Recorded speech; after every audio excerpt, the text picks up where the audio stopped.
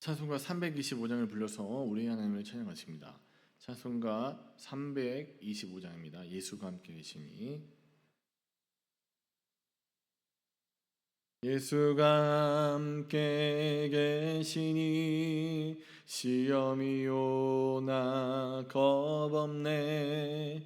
기쁨의 근원 되시는 예수를 위해 삽시다. 날마다 주를 섬기며 언제나 주를 기리고 그 사랑 안에 살면서 딴 길로 가지 맙시다. 이 세상 사는 동안에 주 이름 전파하면서 무한한 복락 주시는 예수를 위해 삽시다.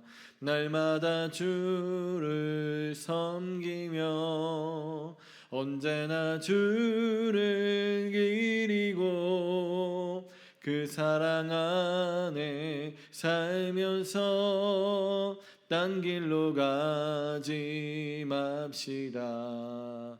이 세상 친구 없어도 예수는 나의 친구니 불의한 일을 버리고 예수를 위해 삽시다.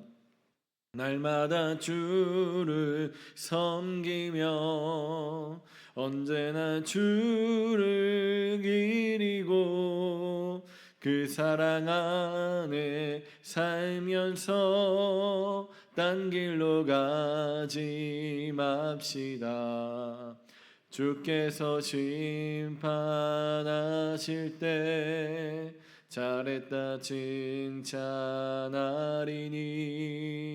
이러한 상급 받도록 예수를 위해 삽시다. 날마다 주를 섬기며 언제나 주를 기리고 그 사랑 안에 살면서 딴 길로 가지 맙시다. 아멘. 오늘 우리에게 주신 하나님의 말씀은 열왕기하 8장 16절로부터 26절까지의 말씀입니다. 열왕기하 8장 16절로부터 29절까지 말씀. 오늘은 본문을 함께 본문 가운데서 같이 읽으시면서 따라가겠습니다. 오늘 본문은 남유다를 다스린 두 왕에 대한 이야기입니다. 사랑하는 여러분, 이 세상의 왕은 보통 자기 자신을 위해서 또 백성을 위해서든 땅을 많이 얻고 또 돈을 많이 얻을 수 있도록 해야 합니다. 소위 부국강병이 왕들의 임무라고 할 수 있을 것 같습니다. 그래서 잘 먹고 잘 살기 위해서 전쟁도 불사하는 게 왕의 책무라고 할 것입니다. 그러나 하나님이 원하시는 왕은 이 세상의 기준과는 많은 차이를 가지고 있습니다. 하나님께서 원하시는 왕은 먼저는 자기 자신이 하나님 앞에 신실한 언약 백성이어야 하고, 더 나아가 자신의 통치 아래 있는 자들이 하나님의 언약을 기억하고 그것을 잘 지킬 수 있도록 돕는 자여야 할 것입니다. 그럴 때 하나님은 이 왕에게 그가 바라지 않았던 더 많은 것들을 곁들여 주신다고 약속하십니다. 다윗이 그랬고 또 솔로몬이 그랬습니다. 그들은 오직 하나님이 기뻐하신 것들에 몰두할 때 나라는 부강했으며 외적의 침입으로부터 자유로울 수 있었습니다. 진정한 왕이신 하나님께 집중하니 하나님은 진정한 왕으로서 자신의 백성 이스라엘을 보호하시고 그들을 강하게 하신 것입니다. 그런데 점점 왕이 스스로 강해지고 세상 왕들처럼 스스로 높아지고자 힘을 모으고 여러 가지 권무술수를 사용할수록 나라는 강해지는 것이 아니라 약해질 뿐만 아니라 본문은 그것들을 이 많은 전쟁과 사건들을 통해서 얼마나 나라가 망가질 수 있는 것을 보여주고 있는 것입니다. 먼저 여호람은 어떤 의미에서 역대급 왕입니다. 그는 스스로 우상 숭배자였을 뿐만 아니라 그의 백성들마저도 우상 숭배로 타락시켰습니다. 그리고 그러한 영향을 준 것이 대표적 우상 숭배자였던 아합 왕과 그의 처 이세벨의 딸을 자신의 아내로 맞았기 때문이라고 성경은 기록합니다. 우리 8장 18절의 말씀을 함께 읽겠습니다. 8장 18절입니다. 그가 이스라엘 왕들의 길을 가서 아합의 집과 같이 하였으니 이는 아합의 딸이 그의 아내가 되었습니다. 그가 여호와 보시기에 악을 행하였으나. 여호람은 부국 강병해 보자 여러 가지 여기저기를 기웃거리면서 혼인 동맹도 맺어보고 다른 나라와의 싸움에 끼어들어서 소위 잘 해보려고 또 잘 살아보려고 노력했습니다. 그러나 그러한 수고가 더하면 더할수록 그는 점점 하나님으로부터 멀어져 갈 뿐이었습니다. 사랑하는 여러분, 우리의 가장 강력한 무기가 되시는 분은 하나님이십니다. 그 이름의 권세, 그 이름의 능력이 하나님 백성의 가장 큰 무기입니다. 그런데 거기서 벗어나면 당연히 약해지고 무능해지는 것이 너무나도 당연한 일입니다. 그런데 여호람은 이것을 깨닫지 못하고 하나님이 가장 싫어하시는 우상 숭배를 저지르며 하나님으로부터 멀어지는 더욱 약해지고 멸망하는 길로 그의 발걸음을 옮겼습니다. 그러니 그의 통치 기간은 당연하게도 우환이 끊이지 않았습니다. 보호해 주시는 하나님이 그의 손에서 떠나시고 그의 삶에서 떠나시니까 보호가 없는 그의 인생은 우환뿐인 인생이 될 수밖에 없는 것입니다. 먼저 다윗 왕 때 점령한 에돔 땅에서 반란이 일어났습니다. 그는 에돔 지역을 평정하기 위해서 친히 행차했습니다.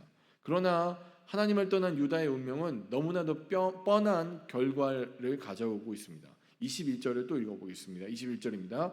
여호람이 모든 병거를 거느리고 사일로 갔더니 밤에 일어나 자기를 에워싼 에돔 사람과 그 병거의 장관들을 치니 이에 백성이 도망하여 각각 그들의 장막들로 돌아갔더라.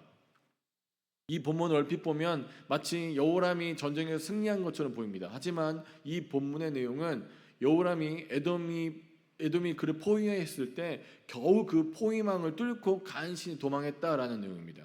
그리고 그 도망친 백성들은 다들 자기 집으로 흩어져 버렸습니다. 여기에 기록되어 있지 않지만 역대기에서는 여호람이 이후에도 블레셋이나 아라비아 군대에 침략을 당하고 아들들이 다 살해당하고 아내들까지 다 빼앗겼다고 기록합니다. 그리고 본인도 창자가 빠져나오는 병에 걸려서 결국 그렇게 비참하게 최후를 맞아야 했다고 기록합니다. 불순종은 저주와 죽음뿐임을 왕이라는 이 대표자를 통해서 우리에게 보여주고 있는 것입니다. 또 그의 아들 아하시야는 어떠합니까? 27절에는 이렇게 기록합니다. 아하시야가 아합의 집길로 행하여 아합의 집과 같이 여호와 보시기에 악을 행하였으니 그는 아합의 집의 사위가 되었음이로라. 아버지의 비참한 죽음을 보았다면 그는 좀 달라야 했습니다. 하지만 그 역시 아버지의 길, 또 하나님께서 가장 싫어하는 왕 아합의 길로 걸어갔습니다. 역대하에 기록된 그의 악행은 성전의 기물까지도 바알에게 바치는 모습을 보여줍니다. 그리고 끝까지 그는 하나님보다 우상 숭배자 북이스라엘 왕 요람과 함께하는 모습을 보여주면서 이 두 왕이 모두 멸망하고 죽어 마땅한 자들인 것을 보여줍니다. 사랑하는 여러분, 이러한 무지하고 무능하며 죄악에 찬 왕들이 다스리는 유다는 멸망해도 이 역사상에서 사라져도 이상하지 않을 정도로 외세의 침입을 받고 내부의 문제들이 생겨납니다. 그러나 왜 이들이 멸망하지 않았습니까? 그것은 19절을 통해서 알 수 있습니다. 8장 19절은 이렇게 기록합니다. 여호와께서 그의 종 다윗을 위하여 유다를 멸하기를 즐겨하지 아니하셨으니 이는 그와 그의 자손에게 항상 등불을 주겠다고 말씀하셨음이니라. 자기 백성이 언약에 신실하지 못해도 하나님은 자기의 이름으로 맹세하신 그 언약을 신실하게 지키고 계셨던 것입니다. 하나님의 사랑과 자비가 이 죄악으로 가득한 자들을 참고 기다려 주셨습니다. 그리고 자기 백성을 향한 그 애달픈 사랑은 오늘 우리에게도 계속되고 있습니다. 사랑하는 여러분, 하나님의 언약, 곧 그 사랑 안에 머무는 길은 내가 어떤 대단한 일을 행하는 것에서 시작되지 않습니다. 그저 하나님의 말씀, 그리고 그 말씀 자체로 우리에게 오신 예수님의 뒤를 따르는 그 순종의 삶을 통해서 우리는 하나님의 무한한 사랑과 자비, 보호와 인도를 누리게 됩니다. 때로 자기 백성을 징계하셔서 경고하실 때 돌아올 용기와 힘을 주시길, 또 그러한 하나님의 경고에 민감한 우리가 되길 주의 이름으로 축복합니다. 이 시간 우리에게 주신 하나님 말씀과 또 띄워드린 기도점을 놓고 우리 주여 한번 간절히 부르신 후에 합심해서 한번 기도하겠습니다. 주여 감사합니다.